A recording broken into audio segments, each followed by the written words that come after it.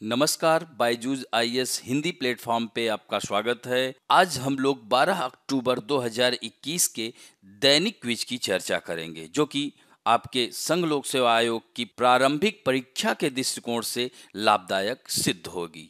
तो आइए पहला प्रश्न देखते हैं। निम्नलिखित कथनों पर विचार कीजिए। भारत का मुख्य न्यायाधीश कोलेजियम के परामर्श के बाद किसी न्यायाधीश को एक उच्च न्यायालय से किसी अन्य उच्च न्यायालय में स्थानांतरित कर सकता है। तो यहां पर यह कथन असत्य है, क्योंकि यह राष्ट्रपति करता है भारत के मुख्य न्यायाधीश से परामर्श के दौरान, यानी कोलेजियम व्यवस्था के तहत। तो यहीं पर यह गलत हो जाता है। दूसरा कथन है कि इस तरह के स्थानांतरण को चुनौती देने हेतु मामला दर्ज कराने का अधिकार केवल स्थानांतरित न्यायाधीश के पास होता है और किसी अन्य के पास नहीं। यह कथन एकदम सत्य है, क्योंकि जिस न्यायाधीश का स्थानांतरण हुआ है वह चुनौती दे सकता है। तो अतः केवल 2 सही है, तो उत्तर क्या होगा? बी होगा। तो यह द हिंदू में आई हुई खबर है कि in another reshuffle 7 high court जजेस ट्रांसफर्ड। तो यह जो है दूसरी बार ऐसा हो रहा है एक सप्ताह के अंतर्गत। तो 7 न्यायाधीशों का स्थानांतरण हुआ है, जिसमें भारत के संविधान के तहत प्रदत्त शक्ति का प्रयोग करते हुए भारत के राष्ट्रपति ने भारत के प्रधान न्यायाधीश के परामर्श से उच्च न्यायालय के न्यायाधीशों के स्थानांतरण को अधिसूचित। यहीं से आपका कथन सही हो जाता है। तो पहला गलत है। तो कोलेजियम व्यवस्था द्वारा मुख्य न्यायाधीशों और अन्य न्यायाधीशों के स्थानांतरण की सिफारिश की जाती है, और संविधान के अनुच्छेद 222 में उच्च न्यायालय के न्यायाधीशों का एक उच्च न्यायालय से दूसरे उच्च न्यायालय में स्थानांतरण का प्रावधान भी है। तो इस तरह से स्थानांतरण के समय दोनों उच्च न्यायालयों, यानी जहां से स्थानांतरण हो रहा है और जहां पर यह जा रहा है, दोनों से जो है परामर्श निर्धारक होता है मुख्य न्यायाधीश से। तो साथ ही स्थानांतरित किए जाने वाले न्यायाधीश की सहमति की इसमें आवश्यकता नहीं होती है, लेकिन जिसका स्थानांतरण हुआ है वह चुनौती दे सकता है। तो न्यायाधीशों का स्थानांतरण केवल अपवाद स्वरूप और लोक कल्याण को ध्यान में रखकर किया जा सकता है। अब बढ़ते हैं दूसरे प्रश्न की ओर। वन वेब के संदर्भ में निम्नलिखित कथनों में से कौन सा से सही है? तो इसमें पहला कथन है, यह भारत सरकार का एक सार्वजनिक क्षेत्र का उपक्रम और भारतीय अंतरिक्ष अनुसंधान संगठन की वाणिज्यिक शाखा है। तो यहां पर देखिए सीधे सीधे दे रहा है कि सार्वजनिक क्षेत्र का उपक्रम। यहीं से आप इसको देख सकते हैं, यह कथन असत्य हो जाता है। दूसरा कथन है, इसका मुख्य उद्देश्य भारतीय अंतरिक्ष कार्यक्रमों में उद्योग की भागीदारी बढ़ाना है। तो यह भी कथन असत्य है। तो अतः आंसर डी होगा। तो आइए देखते हैं, यह द हिंदू में आई हुई खबर है। OneWeb likely to use ISRO's platform for 2022 launches.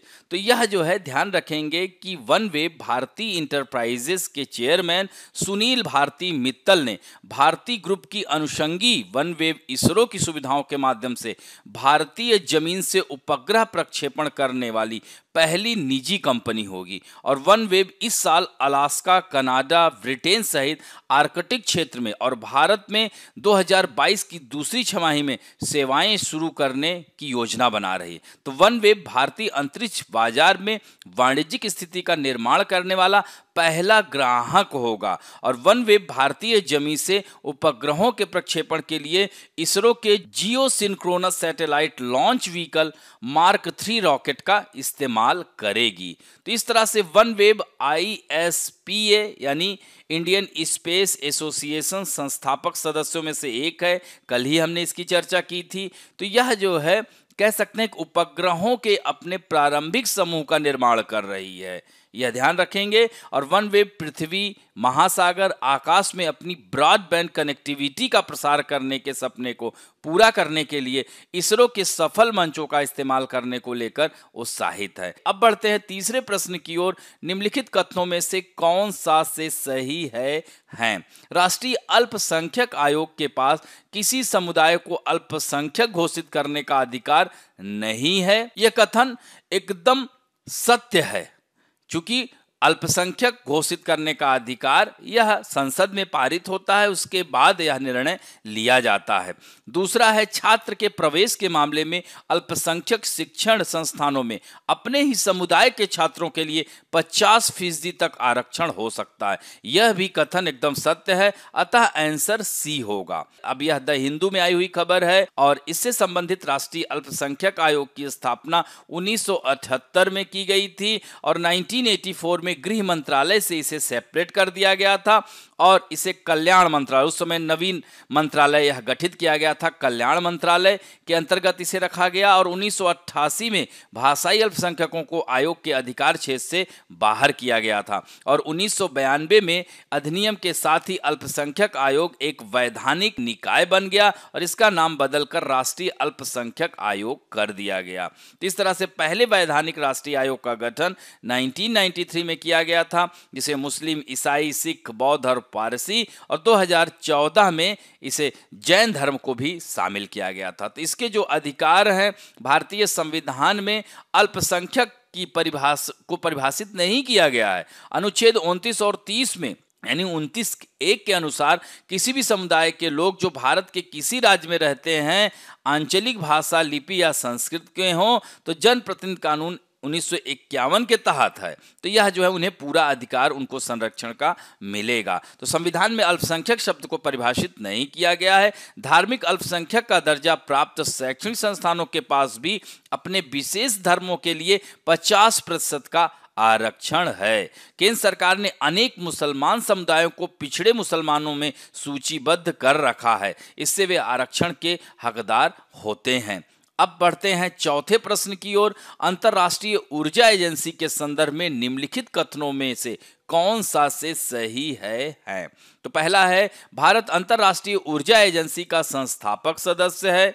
यह कथन क्या सत्य है? नहीं, क्योंकि अभी इसके लिए बात चल रही है, इसी पर तो संबंधित खबर है। अंतर्राष्ट्रीय ऊर्जा एजेंसी में सदस्यता आर्थिक सहयोग और विकास संगठन के उन्नत अर्थव्यवस्था सदस्यों तक ही सीमित है।